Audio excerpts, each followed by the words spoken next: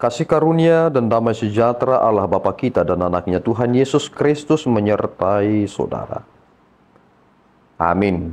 Shalom saudaraku yang terkasih, di dalam nama Tuhan Yesus Kristus senang bisa menyapa saudara di tempat saudara berada hari ini dalam dimensi yang berbeda, tetapi dalam dunia yang sama. Sebagai insan yang diciptakan untuk Tuhan, sebelum melakukan rangkaian aktivitas kita pada hari ini, marilah kita mengawalinya dengan memuliakan Tuhan lewat pujian kita dan mendengarkan firman Tuhan.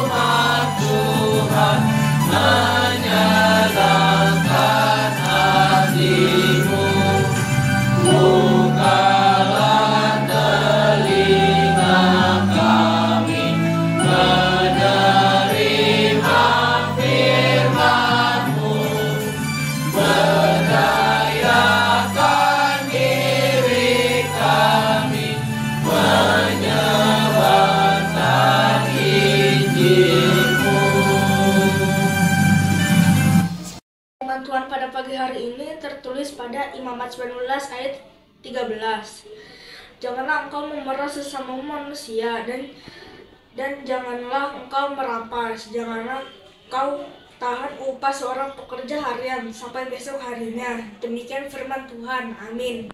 Saudaraku yang terkasih di dalam nama Tuhan Yesus Kristus, apakah saudara menyadari bahwa sebenarnya setelah kita telah beriman di dalam Yesus Kristus, kita harus mengejar kekudusan? Orang sering sekali berpikir, apa sebenarnya makna kekudusan itu? Ada orang yang berkata, kekudusan itu adalah ketika kita mengasingkan diri.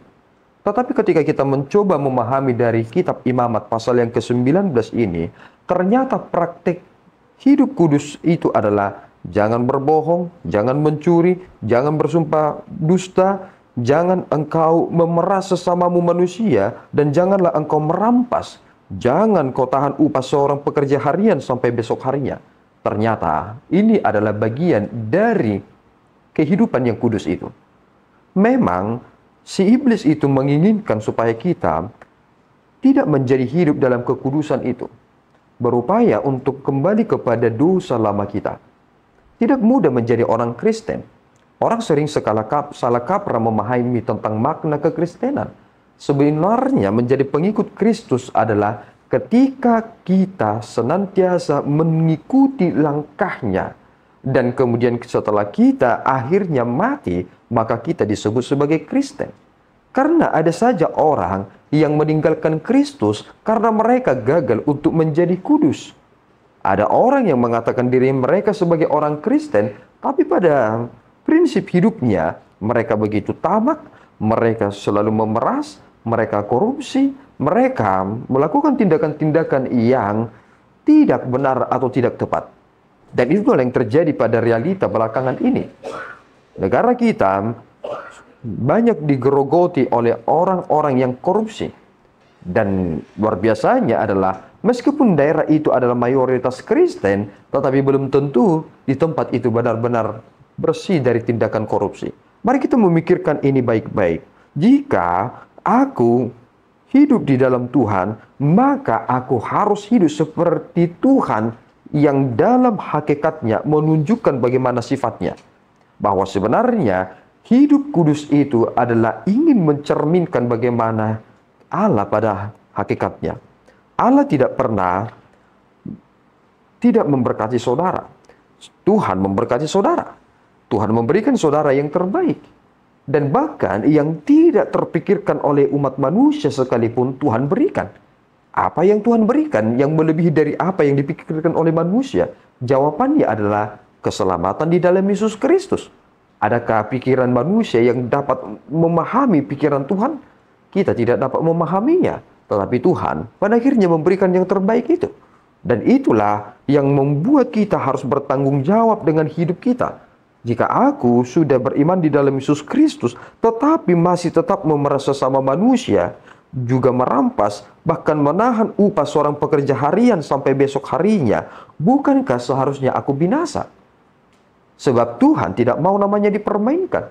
Lihat apa yang pernah dikatakan oleh Allah, aku melakukannya bukan karena kau, tapi aku melakukannya karena diriku sendiri. Bahkan keselamatan yang telah kita terima ini adalah karena demi namanya sendiri. Nama Tuhan itu telah dibuat kotor oleh manusia. Dalam konsep imago Dei penciptaan segambar dan serupa dengan Allah, manusia telah merusak citra Allah. Dan Allah atas namanya sendiri berkehendak untuk menyatakan tentang kuasanya, sehingga kita mendapatkan anugerahnya. Mari saudaraku menggumuli firman Tuhan yang disampaikan pada kesempatan yang baik ini. Sehingga sebagai orang-orang beriman, kita sungguh-sungguh memiliki rasa takut yang benar. Sebab kita harus benar-benar mengejar kekudusan itu. Tuhan Yesus memberkati kita berdoa. Ya Tuhan, kami bersyukur atas berkat-Mu. Terima kasih Bapa atas anugerah-Mu. Engkau adalah Allah yang kudus. Engkau adalah Allah yang mencintai kebenaran. Tuhan, kami telah hidup di dalam janji keselamatan itu. Dan kami telah menerimanya. Dan kini kami harus hidup sebagaimana Tuhan menuntut itu dari kami. Tolong kami Tuhan. Kami ini adalah orang yang paling lemah dan berdosa. Bimbinglah kami supaya kami memegang prinsip ini dengan baik dan benar. Bahwasanya ini menjadi buah yang manis karena kami telah diselamatkan. Terpuji Engkau Bapa, di dalam Yesus kami telah berdoa dan mengucap syukur. Anugerah Tuhan kita Yesus Kristus, kasih setia Allah Bapa kita, dan persekutuan Roh Kudus menyertai saudara. Amin. Tuhan Yesus memberkati.